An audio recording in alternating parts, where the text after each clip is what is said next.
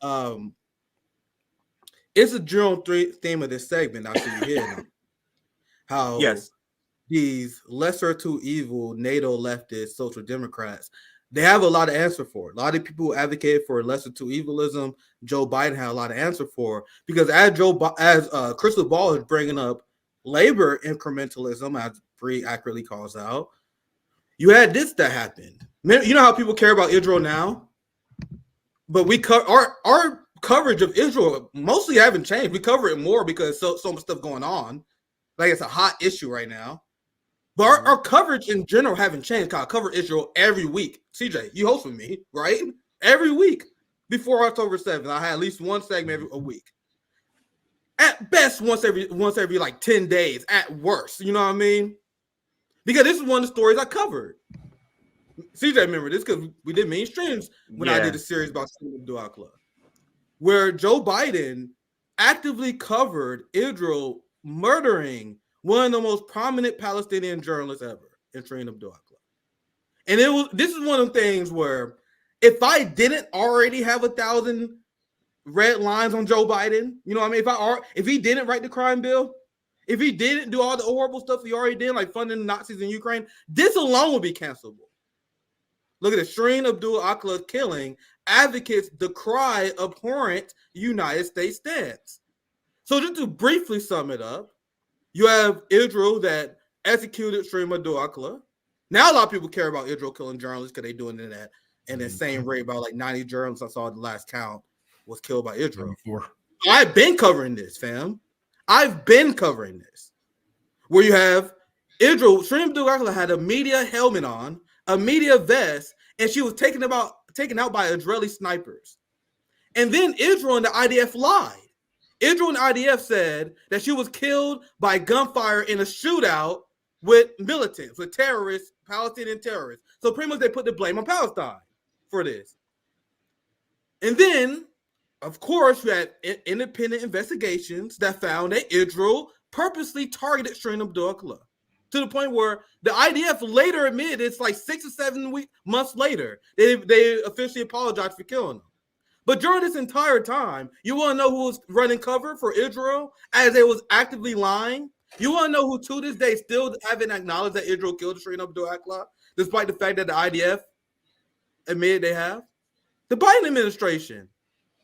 So, CJ, isn't it interesting that this wasn't cancelable by Crystal Ball, who doing amazing performances for Palestine now? Now it's relevant. But you should have been canceled, Joe Biden, for this. As Joe Biden was killing journalists in Palestine, Crystal Ball is talking about fucking labor incrementalism. And now they want to do a brand shift because they are right. They're riding the wave. You know what I mean? They put their head in the air, trying to see where the wind blowing. Mm-hmm. So now they staunch Palestinian activists now. Anyway, I'll pass back to CJ and Rome. But the problem. Go ahead, Ron. I guarantee you this. Like we have seen these people do this before with Barack Obama, Bernie Sanders.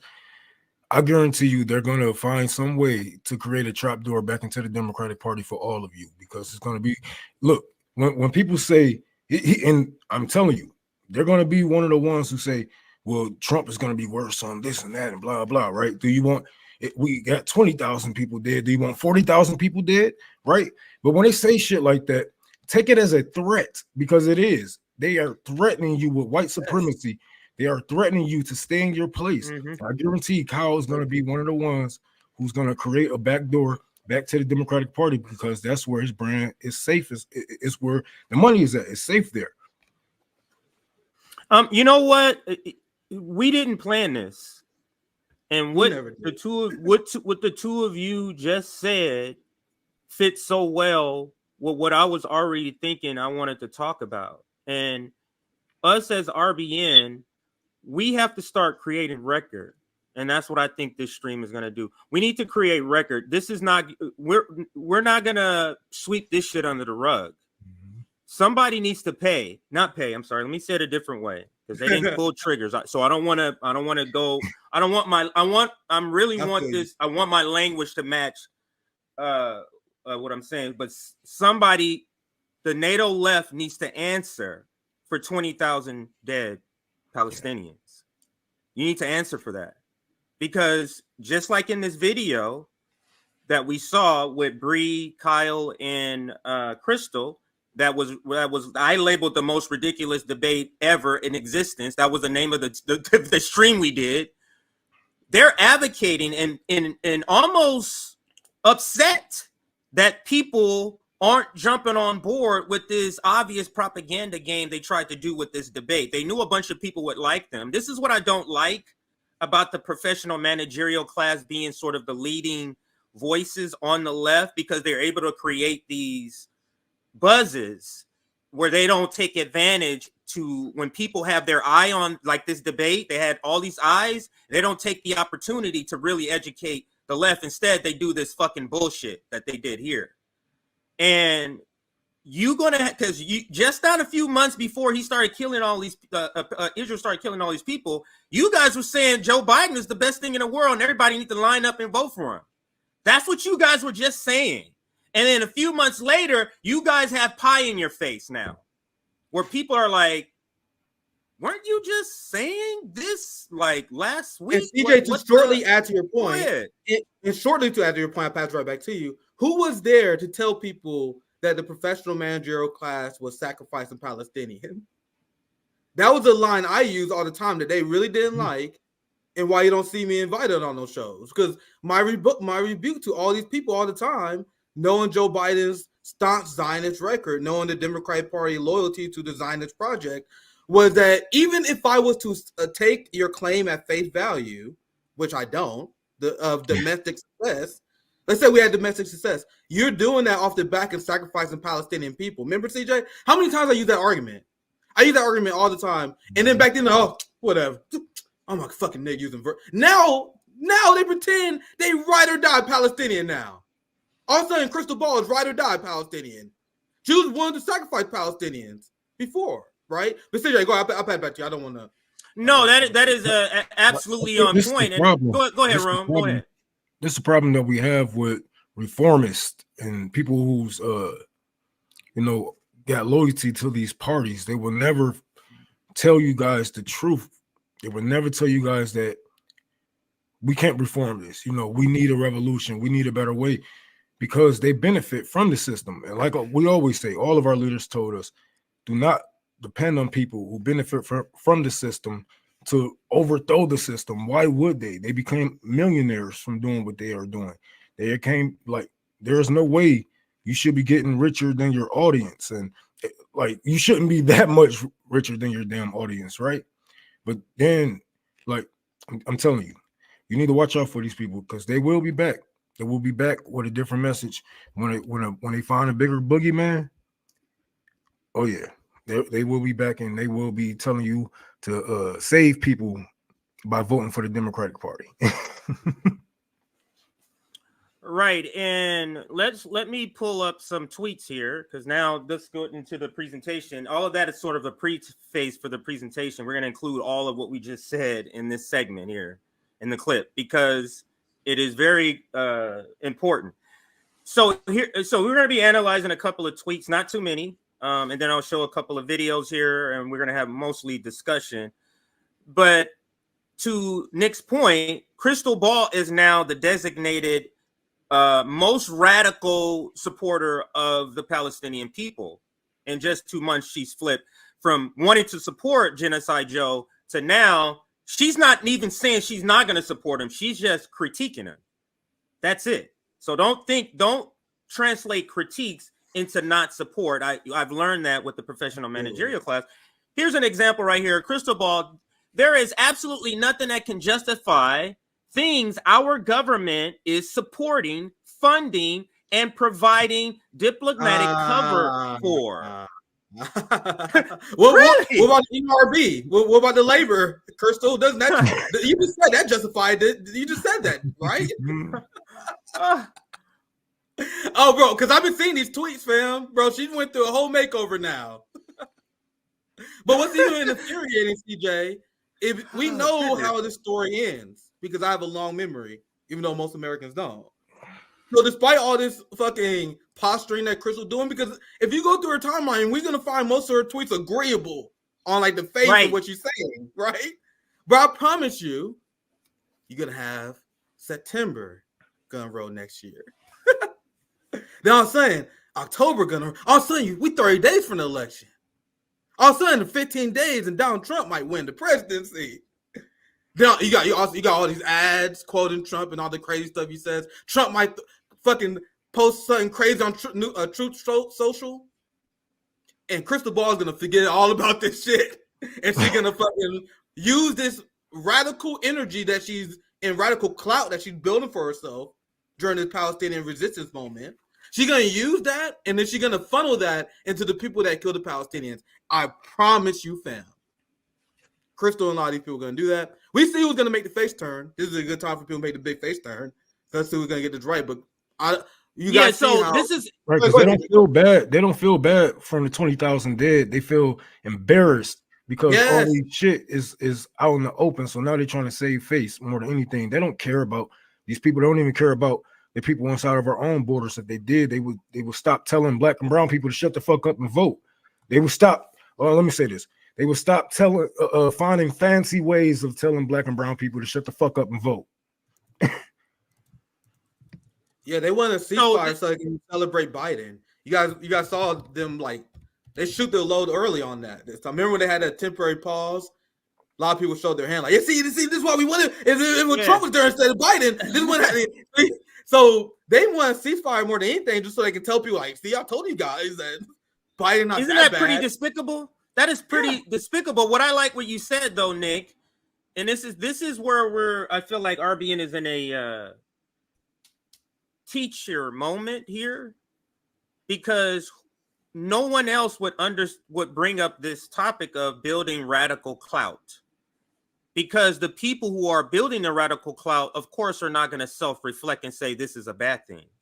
But this is what the pseudo left does in these moments where they know they have no power, but they want to project in order to gather those radical people. They go, oh, so this is what she's doing. I'm radical. I'm saying, going all out to say all these things about Palestinians, right?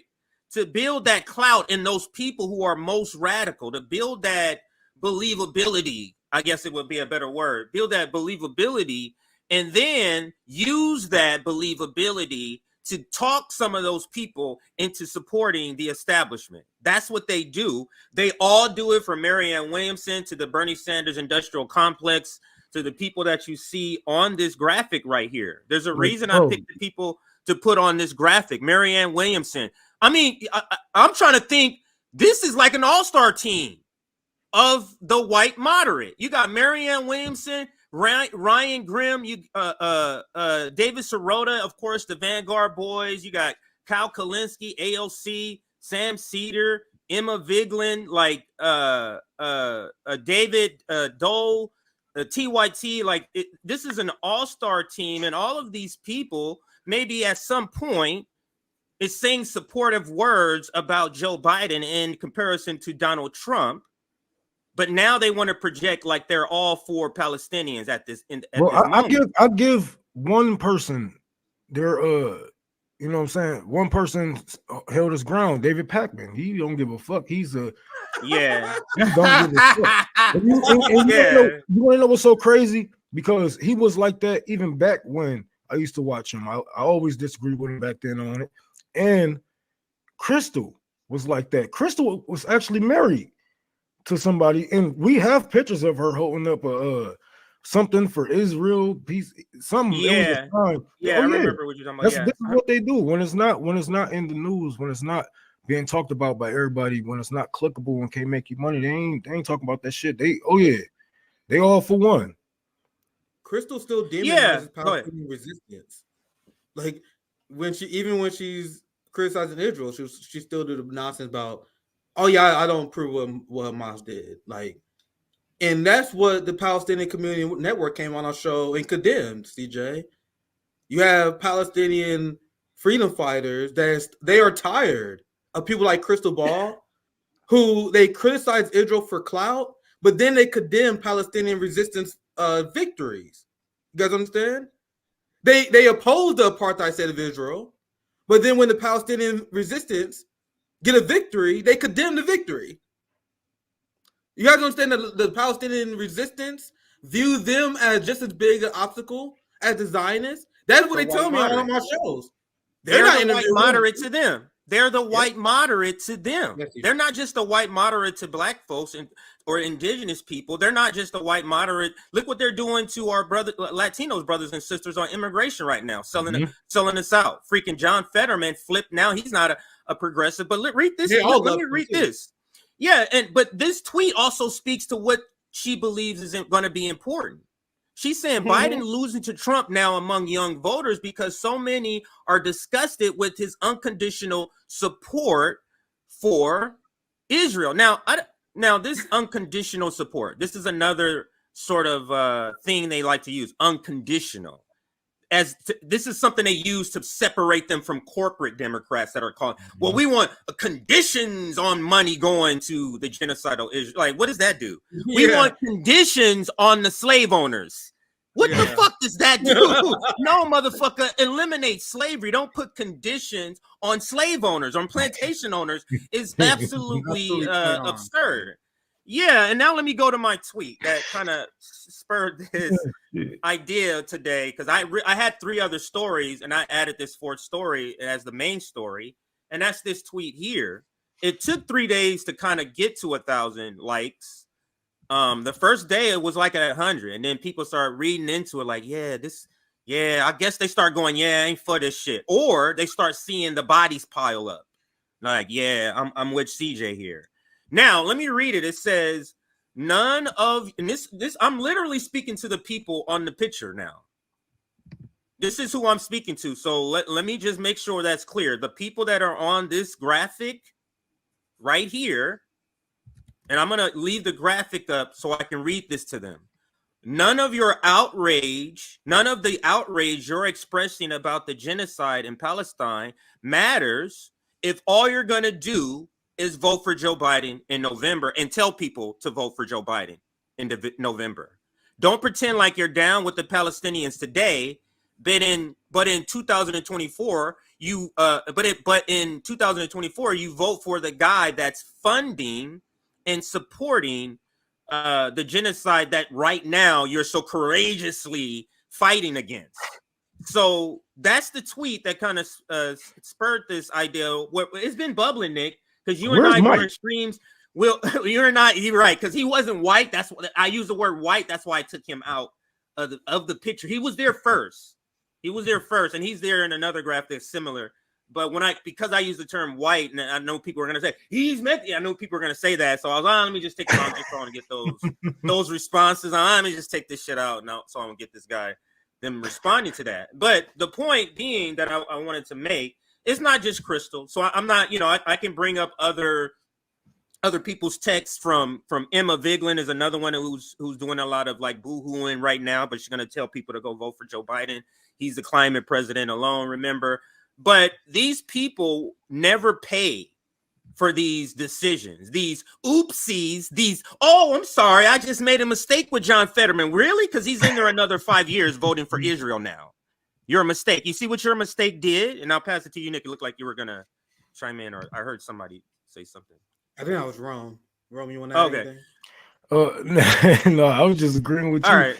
Yeah, I was just agreeing with you. All right, so let me go to the next part here, because there's a couple of more receipts I want to show. Actually, before I get to this one, I do want to go back to the Kyle thing, because in the first 90 seconds of the debate they had, Bree says something I did want to make sure we address.